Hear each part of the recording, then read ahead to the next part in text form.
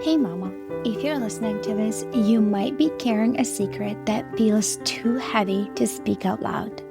You look like you got it all together, you serve at church, maybe you even lead a Bible study. You smile when you drop off the kids, but no one sees the other side of you, the one that comes out behind closed doors. At home, you are a completely different person. You yell, you explode, you scream at your kids, sometimes in their face. You tell them to shut up. You grab them too harshly. You throw things across the room. You smack them in anger, twist their ears, spank them in rage, and immediately after, you are hit with a tidal wave of shame. You cry alone in your room and you whisper, "God, what is wrong with me?" You feel scared and disgusted by your own reactions. You're terrified that someone might find out. You wonder if your kids would be better off without you. You feel unworthy, broken, and too far gone to be redeemed. You try to fix this on your own. You listen to podcasts, parenting books, download freebies, but nothing changes. You keep falling back into the same patterns, and it feels like you are stuck in a cycle that you can't break. You don't trust yourself anymore, and if you're honest, you are afraid of who you become. But here's the truth, Mama. You are not beyond hope. You're not alone, and with God's help and the right support, you can change. I'm Elizabeth, a mom of 4 and an anger management coach for Christian moms. And inside my Calm Christian Mom coaching program, I guide women just like you through a powerful transformation. This isn't shallow behavior management. We go deep. We address your triggers, your stress, your mindset, your nervous system, and the spiritual root behind your patterns. We invite God into every layer and walk hand in hand towards healing. In just 12 weeks, you can become a completely different mom, unrecognizable. One who leads with patience, not panic. One whose children feel emotionally safe around her. One who cultivates peace. This summer, I'm offering a Calm Mama Strategy Session, a powerful 15-minute one-on-one coaching session designed to help you uncover the root of your anger and receive spiritual, emotional, and practical support. It's your chance to experience what coaching is like with me before diving deeper into ongoing support. If we both feel like the full program is the next right step, we can talk about what that looks like for you. You don't have to keep living like this. Your family is worth healing, and so are you. Use the link in the show notes to book the Calm Mama Strategy Session.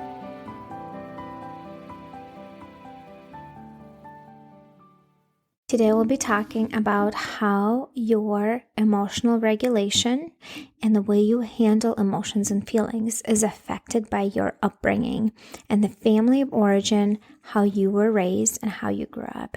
And I'll be sharing with you a little bit about my family and just things that in your family of origin that they affect you. And it's a very deep topic, and in order to kind of uncover more, that is something you would do like internal work with a therapist or a coach. But it is really, really important to be aware of this because the way you are today, the way you do life, the habits you have, the way you think, the way you behave, a lot of it is affected by your family of origin and behavior. Yes, when you become a believer, you become saved. A lot of things do change, but a lot of your habits and beliefs and stuff, you have, unless you're aware of it and you're intentional in changing it, you will keep repeating them over and over again. Okay, so today I'll share with you a little bit about my background and how my upbringing has affected me. And maybe it's going to bring up some light bulb moments for you. And we'll talk a little bit about anger and rage and handling emotions and how our upbringing affects that. Okay, so I am right now, at the time of recording, I am 33 years old. I grew up in a Christian, Slavic, Russian background. Okay, so Christian faith is a huge part of who I am. Like that is the foundation really in my family. My dad's uncle, he was the KGB's most wanted in Ukraine and the Soviet Union. He has sat in jail for 9 years total of his life for talking about Jesus and for sharing his faith during the communism times. Like my family, for generations, they've been Christians and believers, and that is a humongous part of who I am. I've heard these stories about persecution and my parents being made fun of and their grades being lowered in school and being bullied just because they were Christians. And like they were taught by their parents, you need to stand up for your faith because you're a Christian, you will be persecuted, you will be made fun of, but your job is to stand up for your faith and be a believer in Christ. And my mom was saying like it's to a point where people were not allowed to go and get a college degree and finish a college degree because they were Christians. They could go through the classes, but they wouldn't get the diploma unless they would deny their faith. Like that is kind of like where my parents grew up and my grandparents and like the Russian Soviet Union background. My parents moved our family to United States from Latvia in 98. I was 9 years old when we moved to America. And so just that was another, big thing from a big change in my life. I don't know if I've ever shared that on this podcast, but yeah, now you know. And I was born in Latvia. It used to be part of the Soviet Union. Now it's its own separate country. And one of the things that, like my parents in the Slavic Christian background, like spanking was normal. It's a thing. That's the way you discipline your kids. They literally did not know another way. There was no other way that was modeled or taught to them. And the belief behind that. So here's the thing. These beliefs affect you because this is what my parents believed and this is what I believed until I started to recognize my beliefs and see if it's even true. The belief was that your kid's behavior is a reflection of you as a parent. And the more you control your children and their behavior, the better parent you are. That was the belief. And that's what my parents believed. And so they were taught spanking, that it's something that you do to control your child.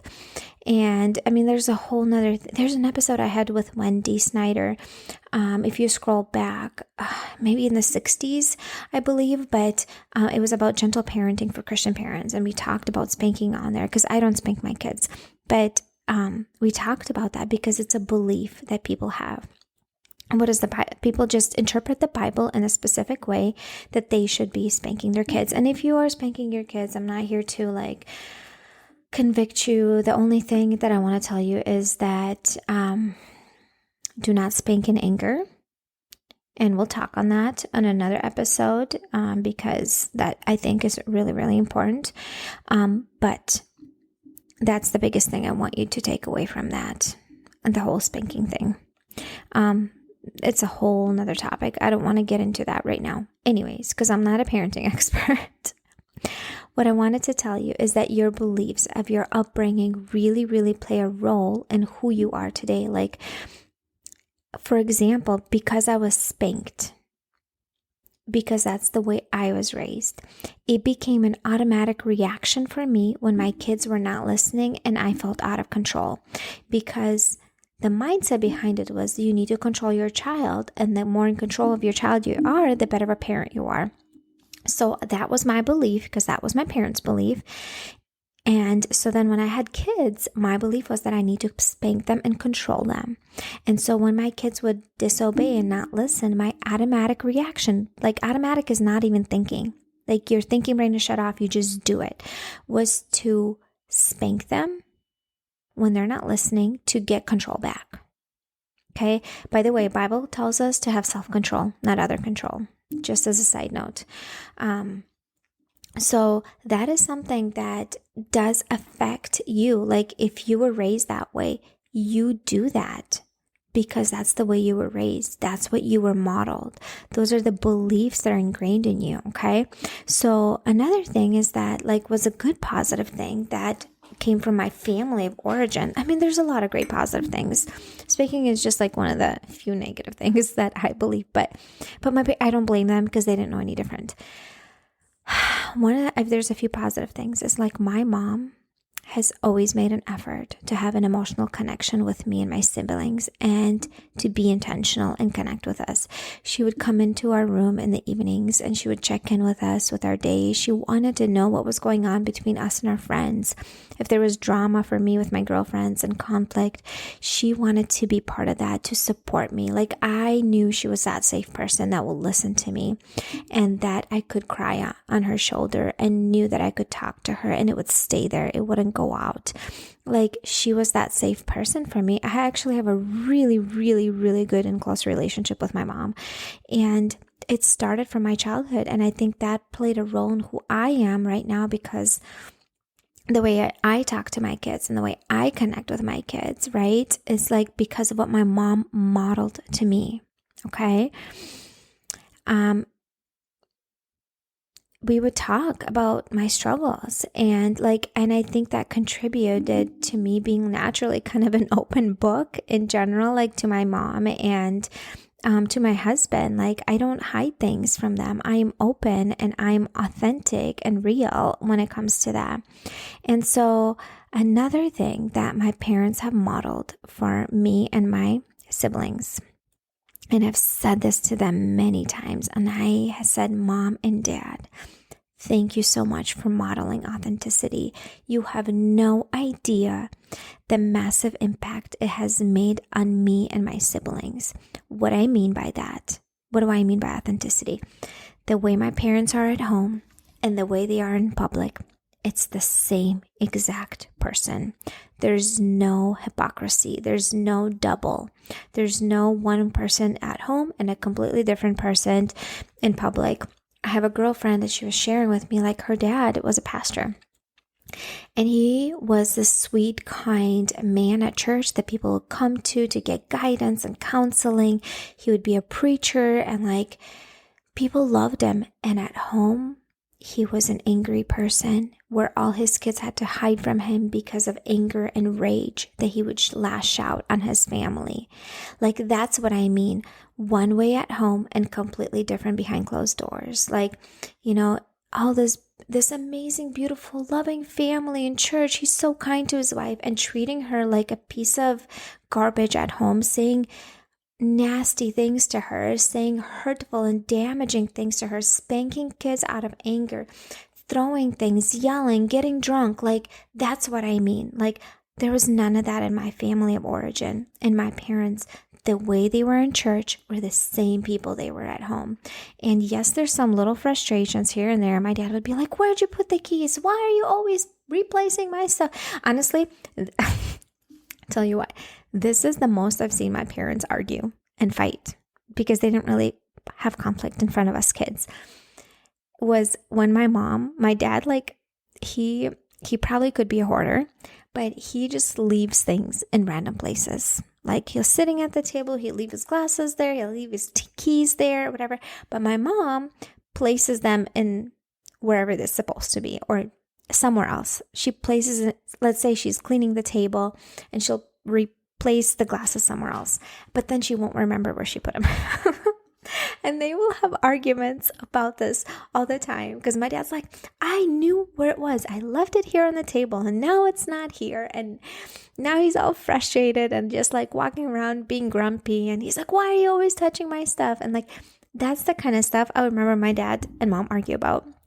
And then my dad would walk around the house sometimes and sit down with dirty gardening pants or whatever and shorts and get the couch dirty, or he would walk in and with his dirty shoes and get the floors dirty. And those are the kind of things I remember my mom being kind of frustrated about. But there was never yelling and screaming in my house. Thankfully, thank you God, that was not something that was a primary thing in my family. And I'm sure that is something that influenced me as well. And like the way my parents were raising me. And here's the thing. It's so important to model authenticity to your kids and not be hypocrites and be the same person at home as you are in public. So valuable and important. And I am confident that there is some of you who are listening who did not experience that. And that really messed with you. It really, really messed with you and how you're showing up in your family. Okay? So here's the thing. The way conflict is handled in your family of origin and emotional distress affects the way you handle it now, okay? If in your family of origin there was yelling, screaming, shutting down, or you guys talked about it, like that is how you handle it nowadays. So with my mom, we always talked about things. My dad can't handle conflict. Even to this day, he does not do well with conflict. So there's the fight, flight, or freeze. You either are in fight mode when you're in conflict, you're either in freeze mode, or you're in the flee mode. And you're like, you know what? I'm so done with this. I'm not even talking about this. Like, do whatever you want. This is my dad. He's like, I don't even care. You guys do whatever you want. I don't know. Like, he just cannot handle conflict. He's very uncomfortable with conflict. Comes again from his family of origin. Some people yell. They will scream and yell to get control. And some people shut down. They get emotionally flooded. They either shut down because they are just so uncomfortable with it, or they shut down to control and manipulate. And so now, like, think about your childhood, the way your parents handled conflict and dealt with their emotions. Is this how you handle it? Are you doing it the way your mom did or the way your dad did? You are repeating these cycles unless you recognize what you're doing is hurtful and damaging. You're gonna continue to do the same thing. And unless you learn new and positive ways of handling it, again, you're gonna continue that cycle and pass it on to your children. It is so important to recognize that your family of origin has massive impact on the way you are showing up today. Here, when we are experiencing anger and rage, it shuts off our thinking part of the brain, the part of our brain that helps us make logical, problem-solving, positive choices. And there's a few ways we deal with discomfort and hard emotions and anger and maybe rage and frustration. Some of us turn it out on others.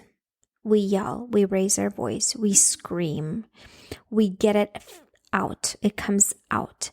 That is my tendency. So my dad would shut down. He would raise his voice a little bit, but then he mostly would just shut down and leave. My mom would just kind of like also suppress it. My dad's side of the family, so not specifically my dad, but the rest of his siblings, everybody's loud and it comes out. And I wonder if I got it from there, because for me, when I'm in conflict, I want to raise my voice. I want to be heard and seen. Like, I feel comfortable enough to raise my voice. The environment feels safe enough for me to want to raise my voice, to be seen and heard and understood. So like, my natural tendency is turn it out on others and project it out.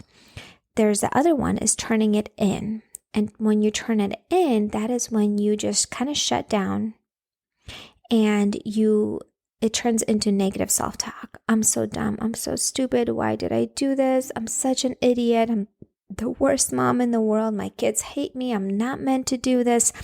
Like, you turn it in on yourself, and that affects you poorly mentally, because that's when you start experiencing anxiety and depression, because you turn it all in. You don't get it out. You don't process that emotion. You just turn it in onto yourself. Okay. And then there's another one where you suppress it.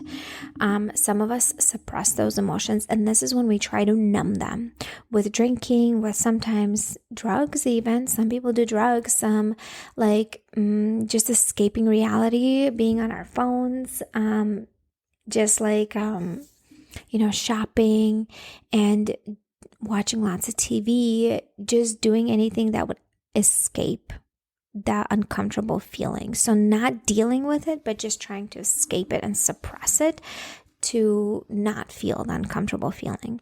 So unless you were modeled healthy way of processing, you're going to do it unhealthy way. So my natural tendency is to turn it out and to raise my voice to be seen and heard. But because of everything I've learned and in the inner work that I've done, it still comes out, but I have learned healthy ways to deal with it. Okay. So it comes out, but I first need to process it out. I will journal. I will go on a walk and talk to God or talk to myself.